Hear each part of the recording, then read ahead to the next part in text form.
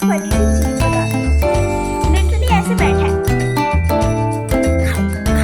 ऐसे करता है और हमारे सामने वो शेर बन जाता है और अपने सारे बाल ऐसे खराब कर लेता है। Question answers of the revolt of 1957 have राजनीतिक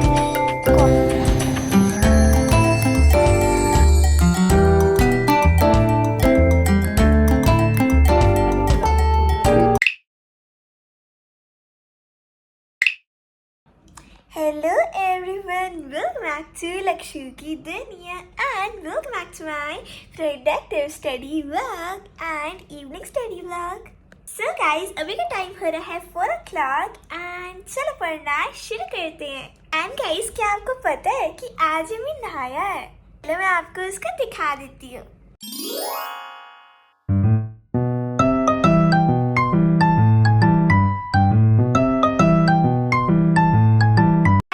वो जब भी नहाता है वो नहाने के बाद सीधा सो जाता है क्योंकि वो बहुत ज़्यादा थक जाता है। इनफैक्ट वो खुद तो नहाता नहीं है, वो अपने ग्रूमर्स को थका देता है नहाने में, लेकिन देन खुद ही थक जाता है एंड देन वो सो जाता है। गाइस चलो पढ़ना स्टार्ट करने से पहले मैं आपको एक फ़नी सी चीज़ बताती हूँ। आपने अभी क्लिप में देखा होगा कि उसके यहाँ पे चोटी जो बना रखी है वहाँ पे हमने रिबन लगा रखा है, ठीक है।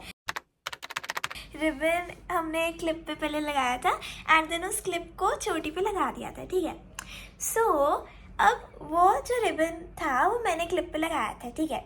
अब वो रिबन खुल गया था, ठीक है। तो जब मैंने उसके ग्रूमर्स को बोला कि ये क्लिप इसको लगा दो तो वो रिबन मतलब खुल गई थी, ठीक है। तो वो जैसे रिबन बांध रहे थे तो ये गधेड़ा, यही एमी, लिटरली ऐसे बैठा है, ऐसे बैठा है, इतनी पेशेंस के साथ वो बैठा है और देख रहा है कि मेरी रिबन बांध रहे हैं। हाँ, मेरी रिबन बांध रहे हैं, फिर मेरे मत्थे पे लगाएंगे, मतलब वो देख रहा है इतना पेशेंटली बैठ के। अगर ये चीज़ मैं कर रही होती, लिटरली अगर मैं रिबन उसका बांध रही होती तो वो ऐसे पहले तो देख रहा होता, फिर भाग जाता कि मुझे पहनाने वाले हैं। और एक और बात, जब वो उसके यहाँ पे रिबन लगा रहे थे, क्लिप वो ऐसे लगा रहे थे वहाँ पे, तो ये गधेड़ा ऐसे बैठा हुआ है, ऐसे स्टैचू बन के बिल्कुल कि अच्छा मेरे लगा रहे हैं क्लिप, ऐसे स्टैचू बन के बैठा हुआ। मतलब भाई सीरियसली, अगर मैं जब उसे ऐसे क्लिप लगाती हूँ, मैं जब उसकी ऐसे चोटी बनाती हूँ, जब वो खाओ खाओ खाओ खाओ ऐसे करता रहता है और उनके सामने सीरियसली जब इसकी चोटी बना रही हूँ तो ऐसे मैं इसकी चोटी बना रही हूँ, ऐसे करेगा, ऐसे बार बार ऊपर देखेगा, ऐसे ऐसे ऐसे बनाने ही नहीं देगा। और अगर कभी ऐसे ऐसे भी ना करे ना तो खाओ खाओ खाओ ऐसे करता है और अपने सारे बाल ऐसे खराब कर लेता है।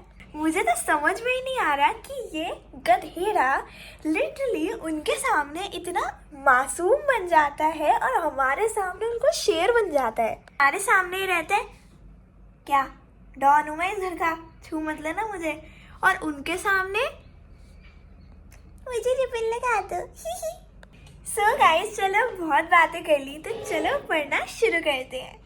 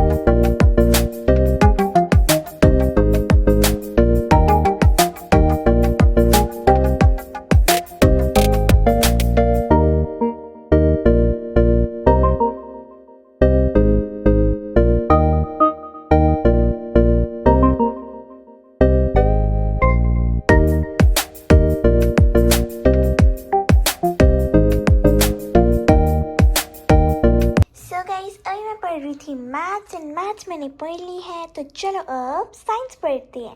एंड साइंस में मैं कर रही हूँ लाइट चैप्टर की क्वेश्चन आंसर्स लर्न। ये चैप्टर मैंने कर लिया था and now I just need to learn the question answers of it So, yeah, let's begin.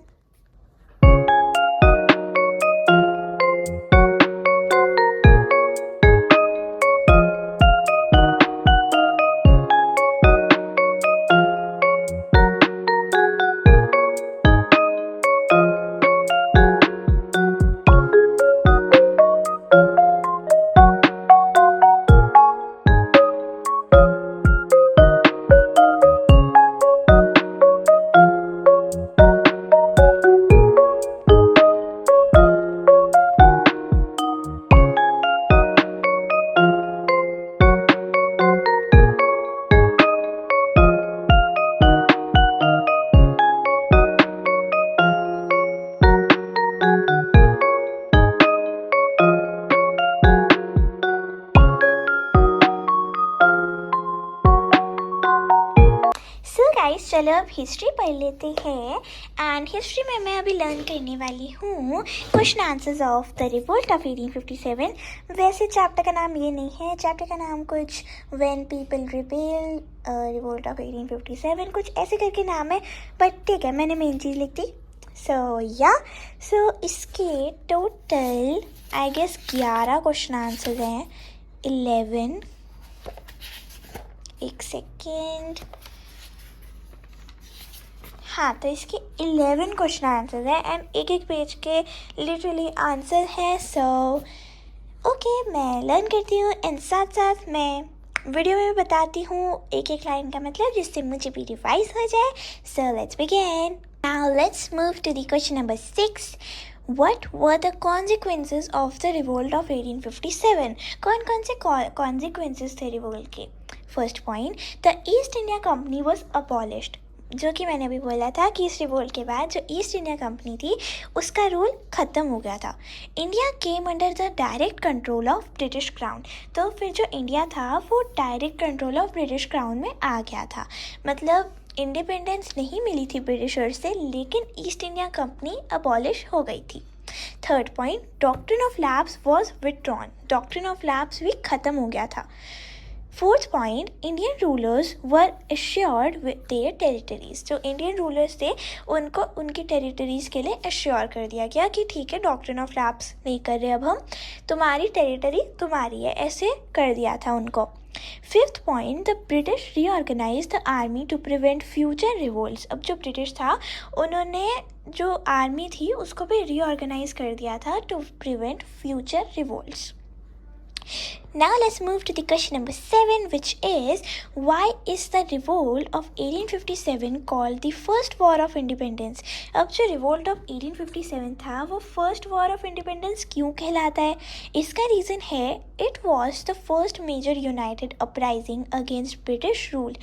मतलब ये जो था ये first major united uprising वो था जिससे अगेंस्ट ब्रिटिश रूल. ठीक है, मतलब ऐसा पहली बार हुआ था कि पूरे इंडियंस में हिंदू मुस्लिम सब यूनाइटेड होके लड़ रहे थे ब्रिटिशर्स से. Second point, people from different religions participated. People from मतलब अलग अलग रिलीजन से भी पार्टिसिपेट करा, लोगों ने रिवोल्ट करा. Third point, it expressed national resentment against foreign rule. तो इस रिवोल्ट ने ये एक्सप्रेस करा, मतलब नेशनल मतलब नेशन के लिए, लिटरली अपने देश के लिए जो गुस्सा था लाइक कि अगेंस्ट फॉरेन रूल, कि हमारे देश में फॉरेन रूल क्यों है, ये जो गुस्सा था ना लोगों का अपने नेशन के लिए कि हमारे नेशन में क्यों है फॉरेन रूल, तो वो एक्सप्रेस करा था. And fourth point, through unsuccessful it led to the foundation for future movements. अब ये अनसक्सेसफुल था ये रिवोल्ट, लेकिन it led to the foundation of for future movements.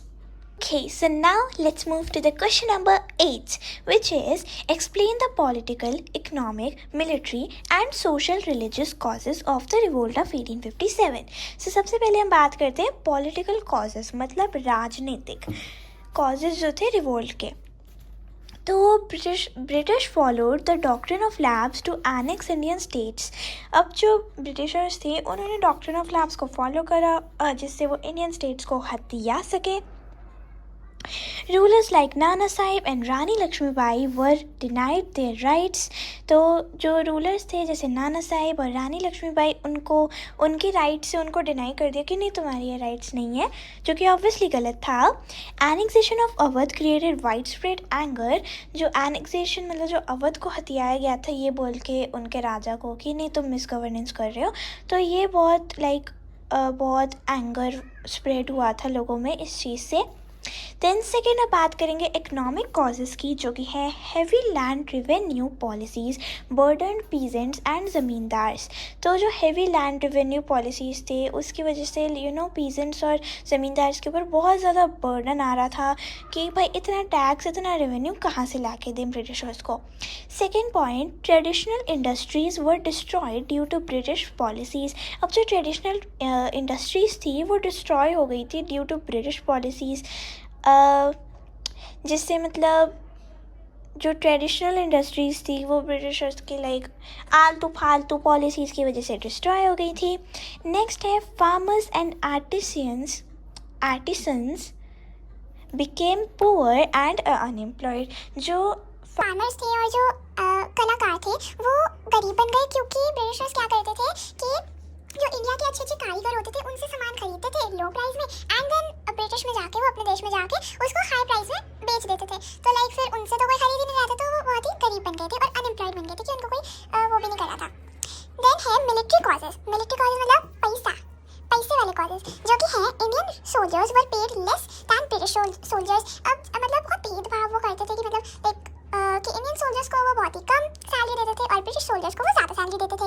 Then है Indians were treated with racial discrimination. तो जो Indians थे वो बहुत स्किन की वजह से बहुत उनको डिस्क्रिमिनेशन मिलता था, स्किन कलर की वजह से कि नहीं तुम काले हो या तुम गोरे हो.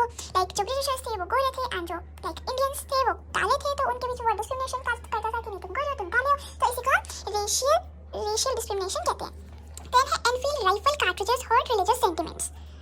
तो British interfered in Indian social customs. तो जो ब्रिटिश था वो बहुत ही जो इंडियन के सोशल कस्टम्स हैं उन पर बहुत इंटरफेयर कर रहा था.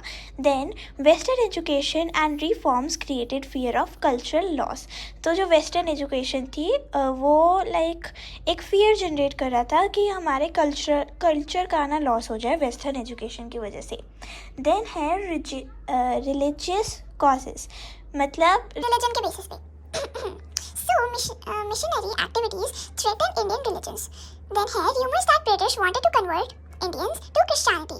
अब वो जो ब्रिटिशर्स होते थे वो क्रिश्चियन होते थे और वो चाहते थे कि इंडियंस भी क्रिश्चियंस बन जाएं. Then है use of cow and pig fat in cartridges offended both Hindu and Muslims. ये मैंने बोला कि हिंदू एंड मुस्लिम दोनों को ऑफेंड कर दिया इस चीज़ से कि उनके धर्म को खराब करने के लिए. Then next question है describe the main centers and leaders of the revolt of 1857. तो आंसर है कि जो मीरठ था यहाँ से रिवोल्ट बिगेन हुआ था एंड ये बिगेन हुआ था इंडियन सोल्जर्स के द्वारा मई 1857 में. उसके बाद ये रिवोल्ट दिल्ली तक आया था जहाँ पर Bahadur Shah Zafar was declared the emperor of India. हाँ, तो उसके बाद जो बहादुर शाह जफर थे उनको डिक्लेयर कर दिया था इंडिया का एम्परर, एज इंडिया का एम्परर. फिर कानपुर में जो रिवोल्ट हुआ था led by Nana Sahib. Then जो लखनऊ में रिवोल्ट हुआ था वो था बेगम हजरत महल ने करा था. देन झांसी में जो रिवोल्ट हुआ था वो रानी लक्ष्मीबाई ने किया था. एंड देन जो ग्वालियर में रिवोल्ट हुआ था वो लीडरशिप टांगे टोपे ने करी थी. एंड जो बिहार में रिवोल्ट हुआ था वो कुंवर सिंह ने करा था. तो ये कुछ क्या कहते हैं मेन सेंटर्स और लीडर्स हैं जिन्होंने रिवोल्ट करा था 1857 का. These leaders united soldiers, peasants and rulers against the British. तो वही चीज़ है कि इस रिवोल्ट में इंडियंस सारे ऑलमोस्ट सारे वो हो गए थे, क्या कहते हैं, यूनाइट हो गए थे अगेंस्ट ब्रिटिश के. चलो मैं थक गया.